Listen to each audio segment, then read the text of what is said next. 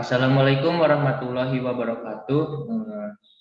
We are from group 5 and we will deliver material about evaluation of Islamic education. And the members of our group are Dino Bagio Halid, Adam Raka Prayoga, Dini Andini, Dika Fitriana Wahida, and Amelia Diah Anggraini. Here is our table of contents. There are 12 material that we will deliver to you all, and it is the first material that will deliver by me. So, definition of educational evaluation. According to Cronbach and Staffelbeam, defines that the evaluation process is not just measuring the extent to which goals are achieved, but is used to make decision. Jadi menurut Cronbach ini dan Staffelbeam mendefinisikan bahwa proses evaluasi bukan sekedar mengukur sejauh mana tujuan tercapai, tetapi digunakan untuk membuat keputusan. Contohnya adalah di bidang pendidikan kita dapat melakukan evaluasi terhadap kurikulum baru, suatu kebijakan pendidikan, sumber belajar tertentu atau etos kerja guru. Selanjutnya ada evaluation of education in Islam can also mean the limits of an activity to determine the progress of a job in the process of Islamic education. In a limited talk, the evaluation is carried out in order to determine the level of success of educators in delivering Islamic education materials to students. Jadi ini itu evaluasi pendidikan dalam Islam dapat berarti juga batasan suatu kegiatan untuk menentukan kemajuan suatu pekerjaan dalam proses pendidikan Islam. Dalam ruang lingkup terbatasnya, evaluasi dilakukan dalam rangka mengetahui tingkat keberhasilan seorang pendidik dalam menyampaikan materi pendidikan Islam pada peserta didik. Selanjutnya ada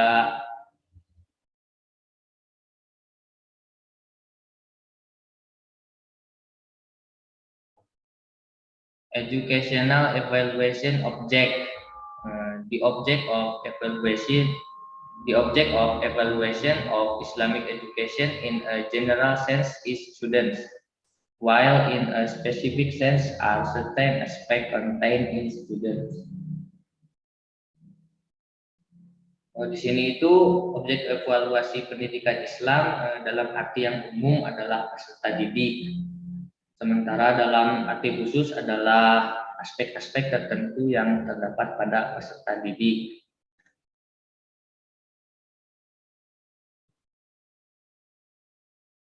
And the next material is objective and function of evaluation of Islamic education. Yang poin pertama itu ada Tyler stated that the purpose of evaluation is to develop a policy, and according to Popam stated that the purpose of evaluation is to make better decision.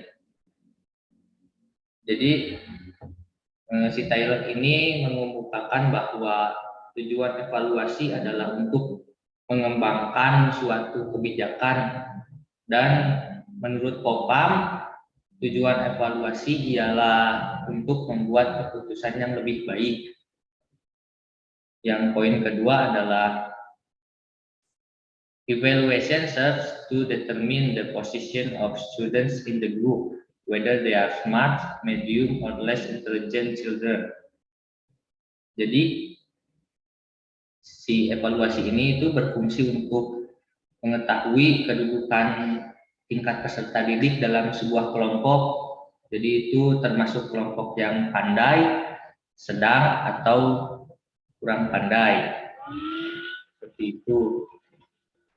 Selanjutnya yang ketiga adalah administratively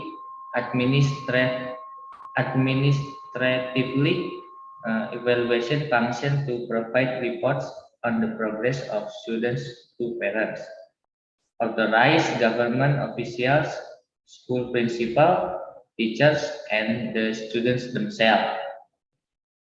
Jadi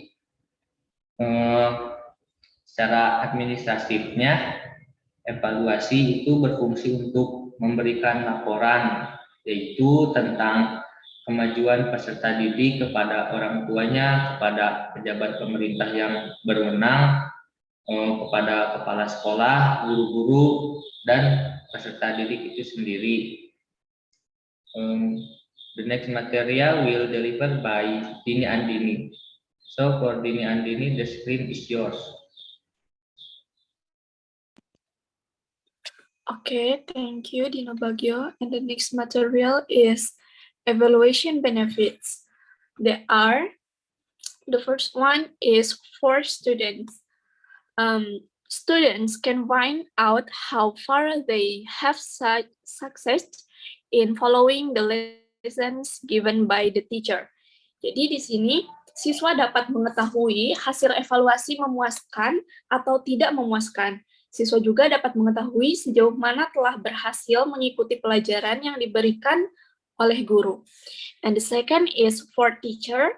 The teacher will know whether the method given is correct or not.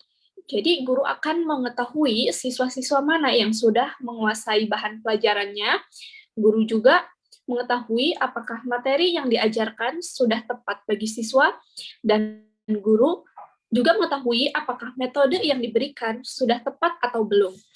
And the last is for school. Teacher information about whether the school curriculum is appropriate or not as a consideration for school planning for the future. Jadi manfaat bagi sekolahnya yaitu dengan evaluasi dapat diketahui kondisi belajar yang dilangsungkan di sekolah, dan informasi guru tentang tepat tidaknya kurikulum sekolah sebagai bahan pertimbangan bagi perencanaan sekolah untuk masa-masa yang akan datang. Dan informasi hasil penilaian yang diperoleh dari tahun ke tahun dapat digunakan sebagai pedoman bagi sekolah yang dilakukan oleh sekolah sudah memenuhi standar ataupun belum. Pemenuhan standar akan terlihat dari bagusnya angka-angka yang diperoleh. Next.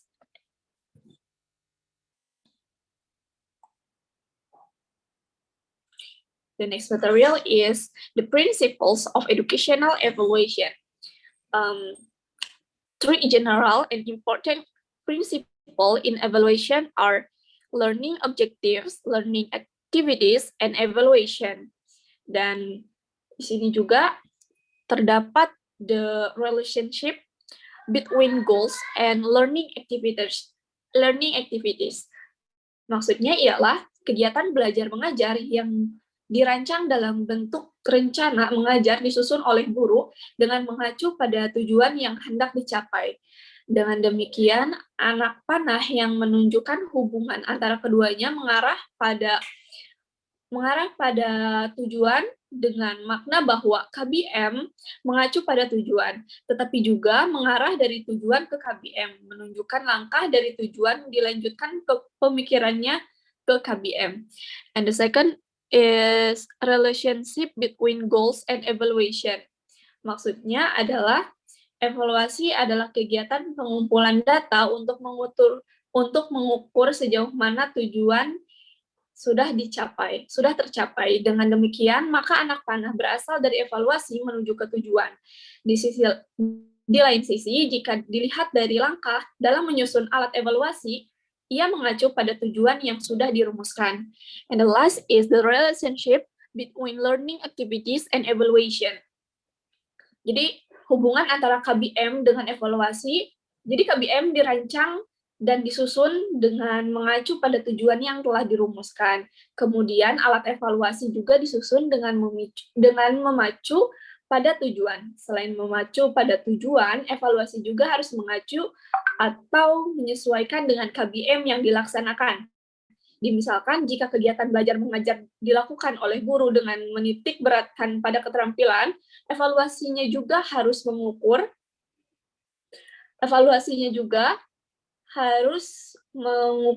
tingkat keterampilan siswa, bukannya aspek pengetahuan saja. Enough for me. Next.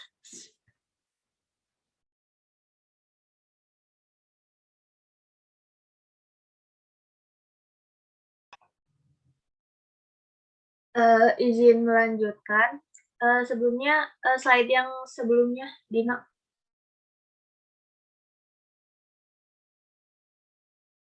Okay, first of all, I do sorry that I can't turn on my camera. The next material is evaluation is carried out objectively. Objective in the sense that the evaluation is carried out as well as possible based on exceeding facts and data. Jadi ini itu evaluasi harus dilaksanakan secara objektif. Objektif di sini itu dalam arti bahwa evaluasi tersebut dilaksanakan dengan sebaik-baiknya berdasarkan fakta dan data yang ada, lalu tanpa dipengaruhi oleh unsur-unsur objektivitas dan evaluator penilai. Objektivitas ini dalam evaluasi antara lain ditunjukkan dalam sikap-sikap penilai sebagai berikut. Yang pertama itu ada sikap as-sidqoh, yaitu perilaku benar dan jujur dalam mengadakan evaluasi. Sikap ini juga diperintahkan oleh Allah dalam surat At-Taubah ayat 119. Lalu yang kedua ada sikap amanah. Sikap amanah ini merupakan suatu sikap pribadi yang setia, tulus hati, dan jujur dalam menjalankan sesuatu yang diamanahkannya. Lalu, next slide please. The next material is type of evaluation. Jadi yang pertama itu ada classification seen from its function. Ada jenisnya itu ada klarifikasi dilihat dari fungsinya. Yang pertama itu ada formative evaluation. Formative evaluation ini evaluasi yang menetapkan tingkat penguasaan peserta didik dan menentukan bagian-bagian tugas yang belum dikuasai dengan tepat. The second one is summative evaluation. Evaluasi sumatif, yaitu penilaian secara umum tentang keseluruhan hasil proses belajar yang dilakukan setiap akhir. And the third one is diagnostic evaluation. Evaluasi diagnostik. Ini merupakan penilaian yang dipusatkan pada proses belajar dengan melokalisasikan suatu titik keberangkatan yang cocok. And the last is placement evaluation. Evaluasi penempatan. Evaluasi ini itu menitik beratkan pada penilaian berbagai permasalahan yang berkaitan dengan ilmu pengetahuan dan keterampilan, lalu minat dan perhatian, kebiasaan bekerja, terus corak kepribadian yang menonjol, yang mengandung konotasi kepada suatu metode tertentu. And the second type is evaluation classification is seen from the method. Klasifikasi evaluasi dilihat dari caranya. Ini itu terbagi menjadi dua, ada quantitative evaluation and qualitative evaluation. Yang pertama itu kuantitatif, dinyatakan dengan angka, dapat dilakukan untuk menilai aspek-aspek tingkah laku dalam bidang kognitif. Yang kedua ada evaluasi kualitatif. Ini itu dinyatakan dengan ungkapan dan dilakukan untuk menilai aspek-aspek afektif. Lalu, the third types is evaluation classification since from the technique. Dilihat dari tekniknya ini ada tes teknik and non-test teknik.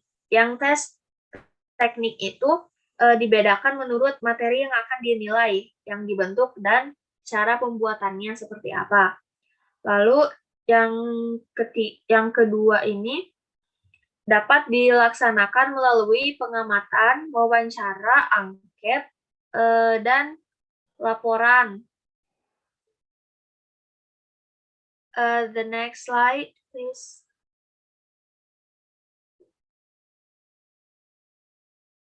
Materi selanjutnya, evaluation target.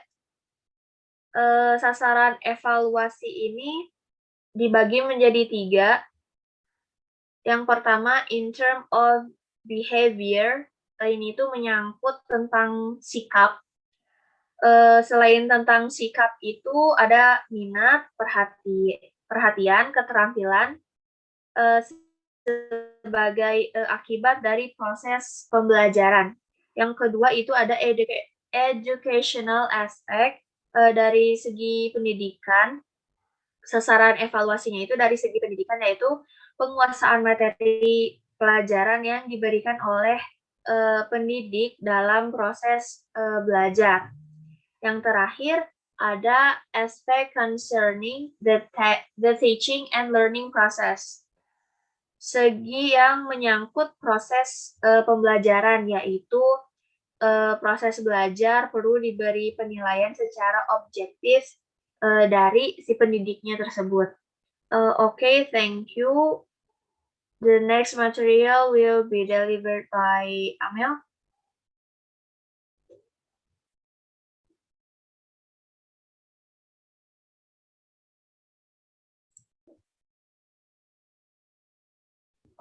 Amel. Next slide.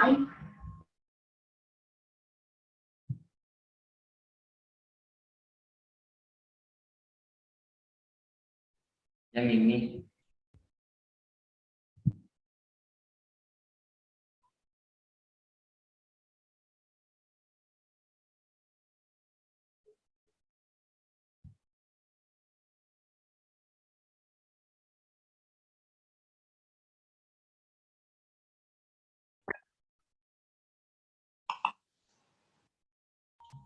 Oke, Mel, dilanjut. Okay, thank you. The next material is Islamic Education Evaluation Requirements. Syarat-syarat evaluasi pendidikan Islam itu ada 3.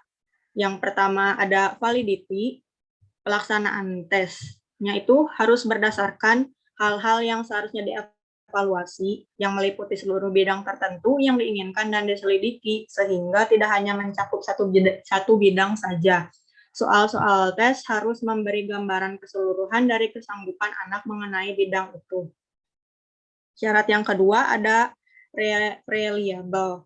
Tes tersebut dapat dipercayai, yakni dengan memberikan ketelitian dan keterangan tentang kesanggupan anak didik sesungguhnya.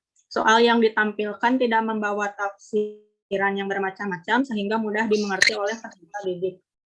Syarat yang ketiga ada efisiensi. Tes yang dilakukan merupakan tes yang mudah administrasi, penilaian, dan interpretasinya. Selain itu, evaluasi yang dilaksanakan harus secara cermat dan tepat pada sasarannya. The next material is evaluation in Islamic education. This evaluation includes evaluation of learning outcomes and evaluation of learning, so an educator must be able to distinguish which activities are learning outcomes evaluation activities and which are learning evaluation activities. Evaluation of learning outcomes emphasize the achievement of information about how far the learning outcomes achieved by students are in accordance with the goals that have been set, while learning evaluation is a systematic process to obtain information about the effectiveness of the learning process in helping students achieve the goals that have been set optimally. Jadi evaluasi ini mencakup evaluasi hasil belajar dan evaluasi pembelajaran. Maka seorang pendidik harus dapat membedakan mana yang kegiatan evaluasi hasil belajar dan mana yang kegiatan evaluasi pembelajaran. Evaluasi hasil belajar menekankan pada pencapaian informasi tentang seberapakah hasil belajar yang dicapai oleh siswa sesuai dengan tujuan yang telah ditetapkan. Sedangkan evaluasi pembelajaran merupakan suatu proses yang sistematis untuk memperoleh informasi tentang keefektifan proses pembelajaran dalam membantu siswa mencapai tujuan yang telah ditetapkan secara optimal. Next slide.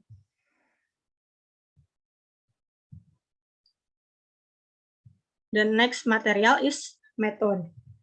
According to Wanto, the framework for evaluating the performance of Islamic education teachers through the continent state model starts from collecting data on the early condition or antecedent, real condition or transaction, and result or outcome.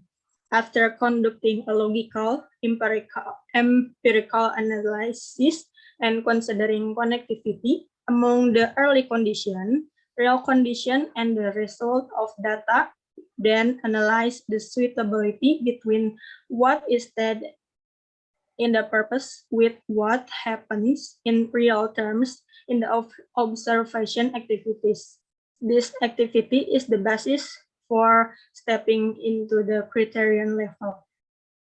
Jadi menurut Wanto, kerangka evaluasi kinerja guru pendidikan agama Islam melalui model continent state dimulai dari pengumpulan data pada kondisi awal, kondisi real, dan hasil. Setelah melakukan analisis logis, empiris, dan mempertimbangkan keterhubungan antara kondisi awal, kondisi nyata, dan hasil data, kemudian menganalisis kesesuaian antara apa yang dinyatakan dalam tujuan dengan apa yang terjadi secara nyata dalam kegiatan pengamatan. Kegiatan ini merupakan dasar untuk melangkah ke tingkat kriteria.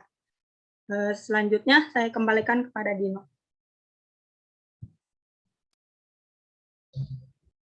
Okay, that's all from our members of group 5. And the last material will delivered by Adam with different video. So thanks for watching and wassalamualaikum warahmatullahi wabarakatuh.